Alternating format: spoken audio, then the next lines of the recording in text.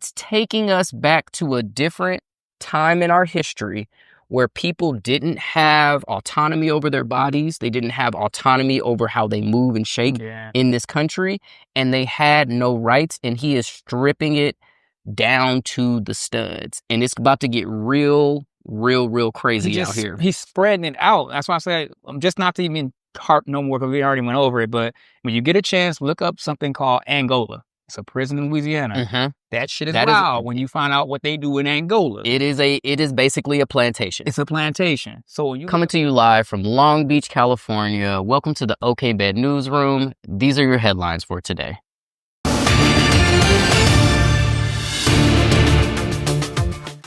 All right, so let's finish up with our last headline for today. So on March 15th of this year, Kilmar Armando Abrego Garcia, who is a citizen of El Salvador, was illegally deported from the United States to a mega prison in El Salvador in what the Trump administration called an administrative error.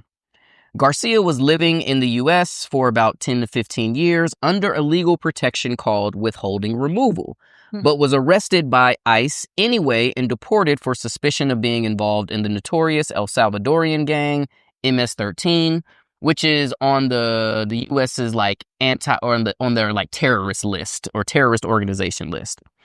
A federal judge, actually multiple federal judges, ordered the Trump administration to return Garcia, but the Trump administration and I won't even say president, the dictator of El Salvador have balked at the notion of returning Garcia.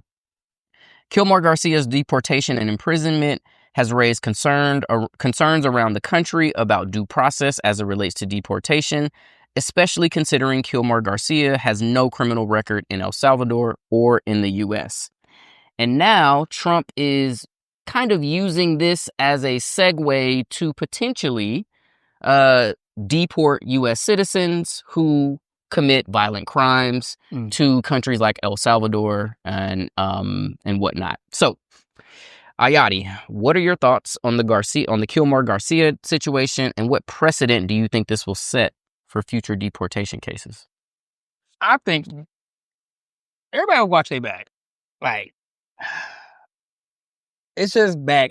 My back got distracted because I realized that my union also got a campaign right now. I guess one of our union brothers got deported too.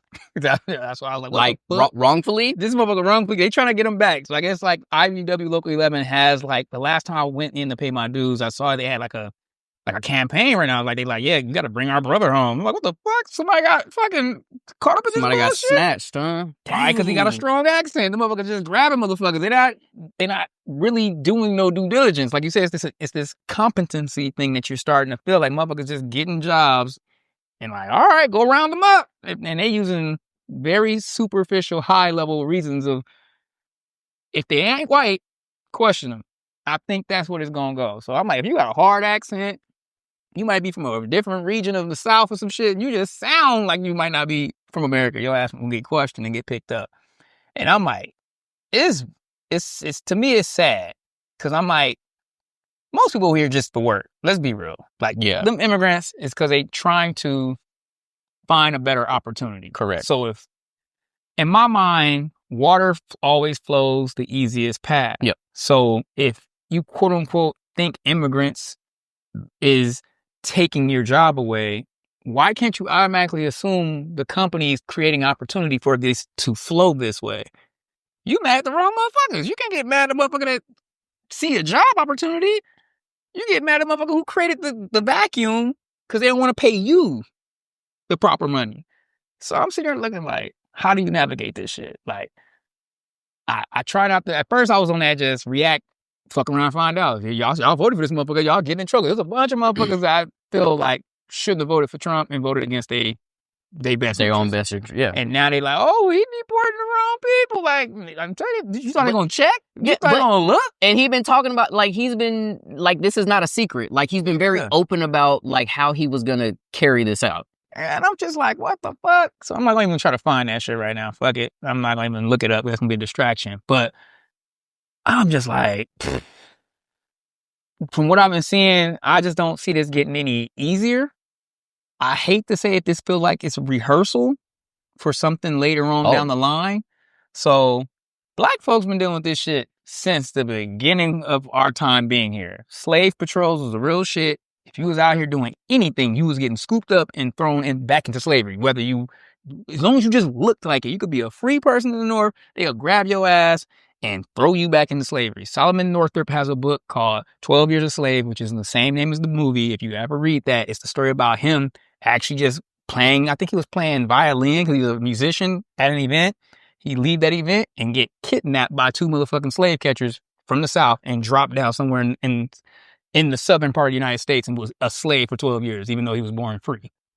So for me, this is just like rehearsal to try to do something that they used to do back in the day. Yep.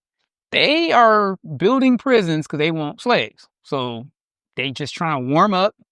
And unfortunately, the slaves ain't gonna look like they did back in the day. It was easy when it was just all black people. Anybody who didn't look black, it was easy to be like, well, it ain't happening to me. If you don't look white, he trying to make you a slave. I'm gonna just be straight real. And I think this is rehearsal. This is like gearing up for a more higher level of this shit. Because you see, right now we ain't doing anything to educate people so we can be competitive. We're not building infrastructure so we can be competitive. How was the United States competitive economically, globally, let's just say 200 years ago? They had fucking free labor in the form of slavery. It wasn't better cotton. It wasn't better agricultural practices. The prices was fucking low because they were fucking raping people, kidnapping kids, and not letting them free, and no one could pay for shit. You can't compete with that economically. But as long as you far enough away from it, you don't know what the fuck going on, you're gonna pay for it. This might be the same gear up. They not about to ship these people back to El Salvador. I think that's a front. You know how much money it costs to catch motherfuckers and give them a flight back to another country? I can't fly to Texas for $550 right now. You think about to fly some criminals off this bitch? No, you're gonna build some prisons, snatch these motherfuckers, and make them do free labor. And then tell everybody you sent them motherfuckers away. Who gonna go check? I sent them motherfuckers to El Salvador. They're gonna be in these motherfucking weird ass prisons, and it's gonna be internment camps. And we have precedent on that, yeah. Historical precedents of a whole bunch of cultures that got put in fucking internment camps. Yep. So I'm just like, this looks like some practice. And it happened here in the United States. Just in California, you can go up north and see the motherfucking Japanese internment camp. Mm-hmm. You can go anywhere in the South and see all them motherfucking plantation houses and shit and all them back houses, all that sharecropping bullshit going on. It's a precedent. Like, I'm not just making this shit up. I'm saying this shit has already happened. Yep. So you just think about the economics. You got a struggling country.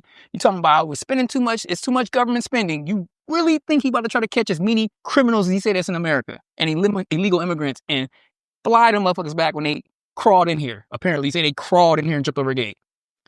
That's bait, man. I'm like, that motherfucker ain't gonna. You got free labor, and his mind, like, that's free money.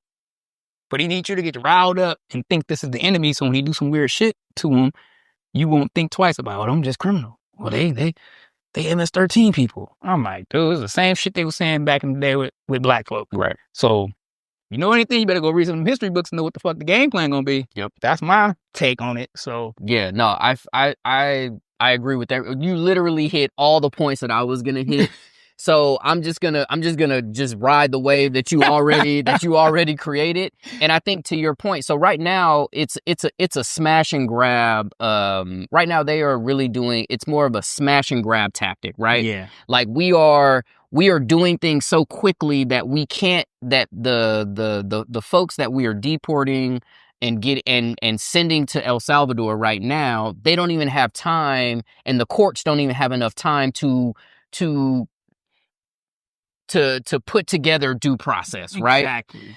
And then they're just like not listening to the court. So that sets a whole nother precedent. So it's just like, this is the first presidency where like they have literally just been like, we understand and we hear what you're saying, but we are willfully choosing not to enact or carry out the orders that you have put in place. We are willfully choosing not to respect the law because we gonna do what we want to do.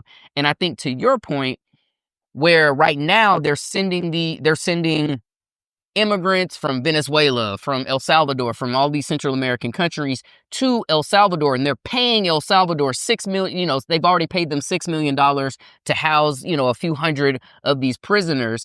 But to your point, I think it's going to be because, he's floated the idea of, oh, well, we're starting with, people who are here illegally, but next is going to be homegrown citizens who are violent crime offenders. Exactly. And so right now there's all of this outrage about like, oh, you can't send the U.S. citizens to a foreign country. Like that you can't do. But what you can do is you can build more private prisons here. 13th Amendment allows it. And you can send them to those, and you can, to your point, you can make it secretive, you can do whatever, you know what I'm saying?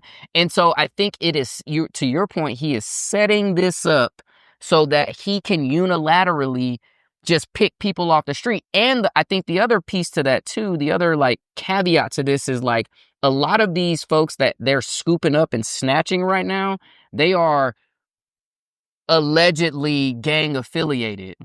And like, what are the most popular or the most notable gang affiliated kind of brands in the United States? They're mostly black and brown. Exactly. And so if you grew up in, say, Compton or Watts or a place where there is a lot of gang heavy activity, even though you're not in it, you live in the place where it happens, or you're adjacent to it, like your cousin or your brother or your mom or your dad may have been in it at one point or may still be active, then all of a sudden you're guilty by association, which is exactly what happened to Kilmar. So in some of the research that I did about Kilmar, he and his brother ended up coming to the United States because there was so much gang activity in El Salvador.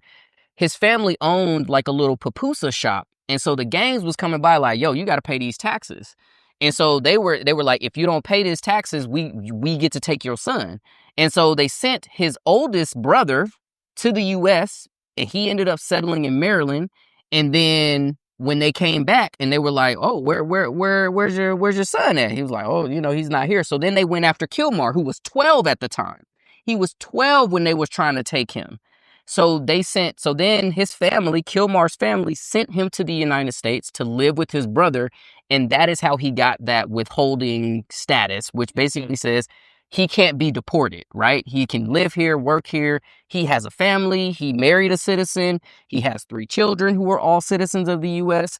So it's just one of those, like, to your point, it just takes, it's taking us back to a different time in our history where people didn't have autonomy over their bodies. They didn't have autonomy over how they move and shake in this country. And they had no rights. And he is stripping it down to the studs. And it's about to get real crazy out here. He's spreading it out. That's why I say, just not to even harp no more, because we already went over it. But when you get a chance, look up something called Angola. It's a prison in Louisiana. That shit is wild when you find out what they do in Angola. It is basically a plantation. It's a plantation. So when you look up that, and then also look up this thing called a gang injunction that they used to have in Los Angeles, where literally you can get stopped for anything. If they associate you because of the area and say you're a gang affiliate, you now have a gang injunction. Some people wouldn't even know they was signing these cards. It was a yellow card that you were admitting to be part of the gang enforcement. Motherfuckers, you getting stopped for a regular ass ticket, and they scare you and they make you sign this gang injunction. And then now the next time you get pulled over, it's like this probable cause kind of shit. They ain't got to do nothing. They go, oh, you gang injunction. And they can pull you out, lock you up, and now you're getting 2-3 years, and you're like, what the fuck did I do? Right. So there's things that have already happened to black people in America that now it's just, I'm sorry, it was a virus. Black folks we were screaming out, protesting. You thought we were just crying. Now the shit didn't spread. At one point, it was a small, like, tumor, and now the cancer didn't spread. All about to catch this fade. And unfortunately, black folks is tired. We putting our boots on the ground. We just gonna keep dancing. I'm telling you, I'm having a good time in the midst of bullshit, because I'm just gonna go out here and do what I do. And I mean, let's be honest about it. I'm not protesting no more. Let's be honest about this. And I heard this on the Breakfast Club. I forget who the guest was, but he was talking about kind of just what's been going on with the Trump administration as it relates to the economy, as it relates to all of the things that we've talked about thus far in this episode. And basically he said, black people are very well positioned because we know what struggle is. We know what it means to go without. We know what it means to try to do a lot with the little. I think right? I've seen that episode too. And so we are well positioned emotionally, spiritually, And we have the evidence from what our ancestors had to endure for us to be where we are today. So it is in our DNA. It is in our makeup. Yeah. And so none of this surprises you and I. You know what I'm saying? I think a lot of people are outraged because it's like, how dare he? And this is like, well, I mean, this is what happened from 1619 all the way up until, you know what I'm saying? Up until what day is today? You know what I'm saying? And so yeah, man. So I think it's about to get ugly out here, or I won't even say ugly, more ugly than it already is. So prepare yourselves and make sure y'all have them papers with you. Emotionally, I don't even think the paper ain't gonna work. I mean, that's fair. Run. Fuck that. Run. The motherfucker got a ski mask on. He ain't showing no badges and shit. Fuck that. Run. Shoot me, motherfucker. Make it a scene. Don't willingly get shipped somewhere. Run. Fuck that. I would run. I don't know how that one young lady that got that student that got sent away too. Oh yeah. For writing that fucking article. Run. Fuck this shit. Don't. Take a note from the black folk. We don't trust police. Fucking run. That motherfucker got a ski mask on and shit. The only cops I knew ever that had the ski mask on was the motherfucking undercover narcotic cops. Cause they couldn't have their face shown because the fucking cartels and mafia really was gonna come get your family. Right. This is some ice shit. These ain't real threatening people. These are just people who are foreign. What the fuck? So you doing wrong. When you put a mask on, you doing some dirt. Yeah. You get out the car. I know my hair getting long and shit. You might think I'm foreign. You get out the car with a motherfucking ski mask. I'm running. Fuck that shit. You're gonna shoot my ass. I'm not about to sit here and try to argue with your ass. I don't trust y'all. Yeah. And I think that paperwork and all that shit, run. Fuck that. Fine, catch me. If you didn't get your cardio up. These motherfuckers probably ain't prepared. They probably didn't get your cardio up. They probably ain't worked out to get this job. So if you run, they probably can't catch your ass. Make them shoot you and shit. Fuck all that shit. I hate to say be a martyr, but that is better be carried. Fuck that shit. Hopefully they don't kill you. Hopefully they just injure you. And everybody, what the fuck they shooting out here? I don't think an ice person supposed to be shooting motherfuckers and shit. So make them. I mean, I don't know, bro. I feel like everything is on the table at the end of the day. Like, and this will be kind of my last word on this. Like, one thing is very, very clear, and we've talked about this before in previous episodes. Trump is trying to create an America that is reminiscent of how our country started. Yeah.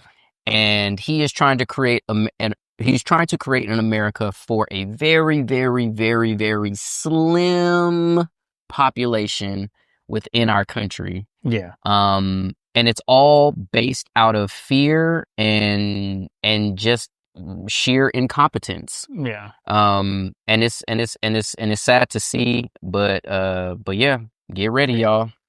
Yeah, I think I'm gonna give y'all some advice on the next episode on how to handle the police. I'm gonna give y'all a story.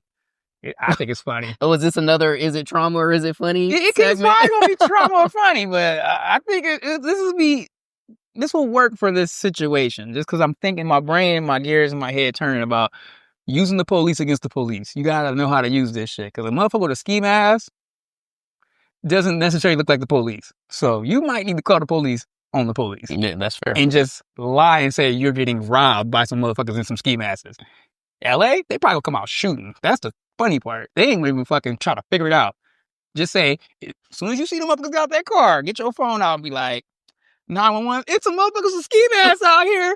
Come get them. And then put them police clothes, they probably come out shooting. They ain't gonna even probably fucking say, they just gonna come out shooting. And you might be like, you know, let these motherfuckers get each other. Like, fuck that shit. Ski mask? Fuck that shit. I'll call the police on your ass. As soon as they get out that motherfucking van, just start calling 911 and be like, oh my God. And they already tracking your phone and shit, man. No LAPD don't give a fuck. They come out shooting.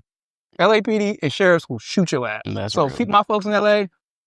If that ski mask ice motherfucker jump out, use the police on the police. I'm sure he ain't let nobody know he was over there. I'm certain. I am certain. Ski mask on too? Oh, bet. Yeah. Yeah. Yeah. I'm gonna use that shit. I'm gonna use all the profiling I can use that I got in my heart. I'm gonna describe this motherfucker like a straight criminal. We did. Awesome. All right, y'all. Well, that is our show for today. We appreciate y'all listening, watching. So go out and like, share, subscribe, comment. Let us know how you feel about this episode and about the particular segments that we did. And yeah, we'll catch y'all on the flip side. And with that being said, Ayati, Stay casual.